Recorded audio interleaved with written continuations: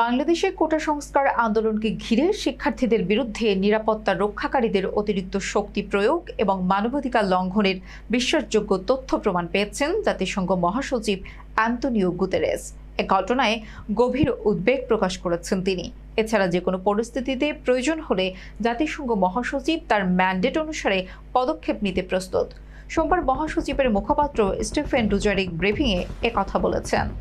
Press ব্রিফিংয়ের প্রথমেই তিনি বাংলাদেশ ইস্যুতে একটি বিবৃতি পাঠ করেন। এরপর প্রশ্নোত্তর পর্ব শুরু করেন।